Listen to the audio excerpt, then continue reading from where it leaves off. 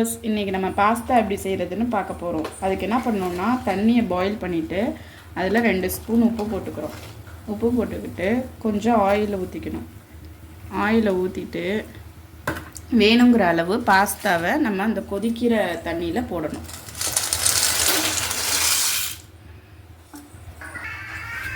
பத்து நிமிஷம் ஆகிட்டு பாஸ்தா ரெடி ஆகிட்டு நம்ம இப்போ இதை வடிகட்டி எடுத்துக்கலாம்.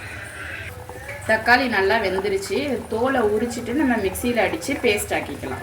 பாஸ்தா செய்வதற்கு தேவையான பொருட்கள்: வேக வைத்து எடுத்து வைத்த பாஸ்தா, தக்காளி பியூரி 1 பவுல், நறுக்கிய பூண்டு தேவைக்கேற்ப உப்பு, சுவைக்கேற்ப டொமேட்டோ கெச்சப், காரத்துக்கேற்ப மிளகாய்த்தூள், சுவைக்கேற்ப கரம் மசாலா மற்றும் நறுக்கிய வெங்காயம்.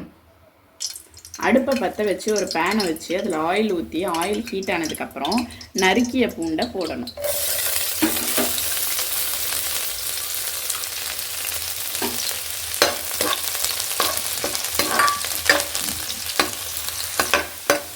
பூண்டு லைட்டாக செவந்ததுக்கப்புறம் நறுக்கிய வெங்காயத்தை போடணும்.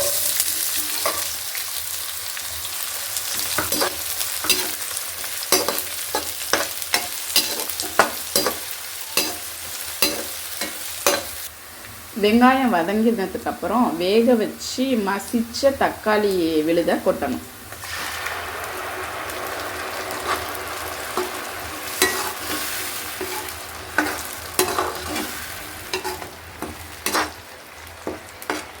தக்காளி விழுது நன்றாக வதங்கிய பின் வேக வைத்த பாஸ்தாவை சேர்க்கவும்.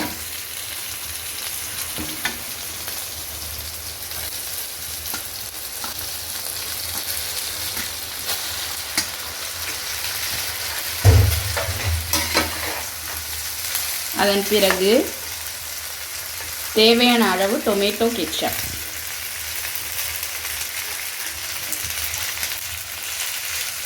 பிறகு தேவைக்கேற்ப உப்பு,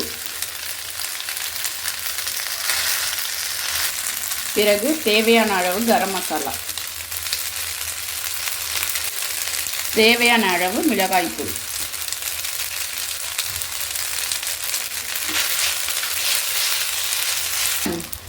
பாஸ்தா ரெடி ஆகிட்டுங்க. இதை நீங்கள் வீட்டில் ட்ரை பண்ணிவிட்டு உங்களுக்கு எப்படி வந்துச்சுன்னு கமெண்ட் பண்ணுங்கள், ஷேர் பண்ணுங்கள், லைக் பண்ணுங்கள். மறக்காமல் எங்கள் சேனலை சப்ஸ்கிரைப் பண்ணிவிடுங்க.